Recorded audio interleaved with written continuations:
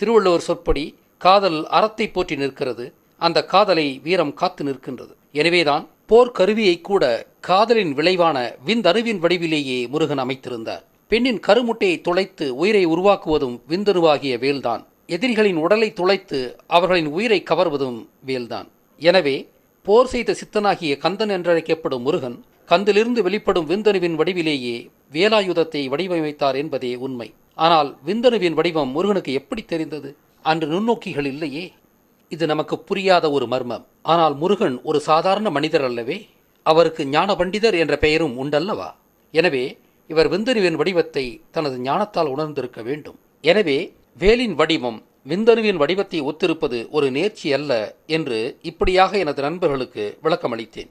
இருந்தாலும் இந்த அதிவியப்பான விடயத்தை இன்னும் ஆதாரத்தோடு விளக்க எண்ணி பெண்முட்டை கருவுறும் காணொளியை கண்டேன். அதில் செயலூக்கம் அடைந்த விந்தணுவின் வடிவத்தை கண்டவுடன் மீண்டும் எனது வியப்பு என்னை இன்ப அதிர்ச்சியில் ஆழ்த்தியது. முருகனின் வேலின் கீழ்ப்பகுதியில் உள்ள வடிவம் வெறும் அழகுக்காக செய்ததல்ல என்பதை உணர்ந்து எனது நண்பர்களிடம் அடித்து கூறினேன்.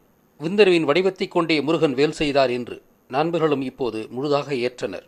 இருப்பினும் என்னுள்ளே உறைந்திருக்கும் ஆய்வறிஞனின் தேடல் மட்டும் ஓயவில்லை. முருகன் விந்தணுவின் வடிவத்தை கொண்டே வேலாயுதத்தை படைத்தார் என்று நிறுவ இன்னும் சான்றுகள் தேடினேன். வேல் என்ற சொல் எப்படி உருவானது என்று ஆராயத் தொடங்கினேன். வெல் என்ற சொல்லின் நெடில் வடிவமே வேல் என்பது சொல்லித் தெரிய வேண்டியதில்லை. வெல் என்பது வெற்றி என்ற சொல்லின் வினைச்சொல்லே. பெண்ணின் கருப்பையை நோக்கி செலுத்தப்படும் விந்து கோடிக்கணக்கான விந்தணுக்களை கொண்டது. இவை அனைத்தும் போட்டி போட்டுக் கொண்டு முட்டையை கருவுறுத்த எடுக்கும் முயற்சியில் ஒன்று மட்டுமே வெல்கிறது. எனவே இந்த விந்தணுவை வேல் என்று அழைப்பதில் தவறில்லையே. அதன் அடிப்படையில் உருவான படைக்கருவிக்கும் வேல் என்ற பெயர் பொருத்தம்தானே. இந்த சொல்லாவே மேலும் ஒரு சான்றாக அமையும். இருப்பினும் எனது தேடல் தொடர்கிறது.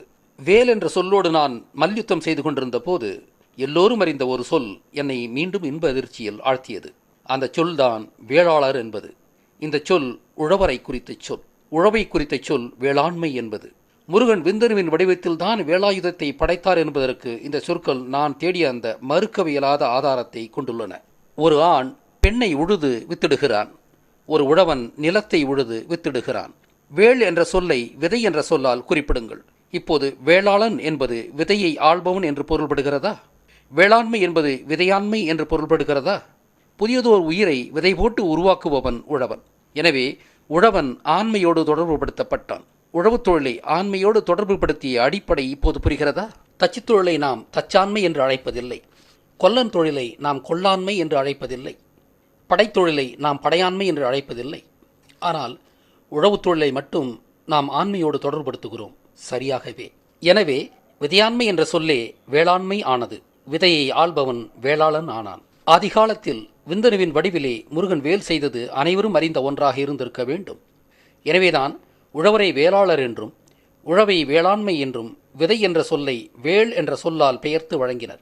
ஆக உழவை குறிக்கும் வேளாண்மை என்ற சொல் முருகன் விந்தணுவின் வடிவிலேயே வேலாயுதத்தை செய்தார் என்பதற்கு அசைக்க முடியாத ஆதாரத்தை கொடுத்துள்ளது. அது மட்டுமல்ல, வேளாண்மை வேளாளர் என்ற சொற்களின் உண்மை பொருள் இதன் மூலமாக வெளிவந்துள்ளது. பல ஆயிரம் ஆண்டுகளுக்கு அப்புறம் வேளாண்மை என்ற சொல்லின் கருப்பொருள் இப்போதுதான் இந்த ஆய்வின் மூலம் வெளிவந்துள்ளது. இந்த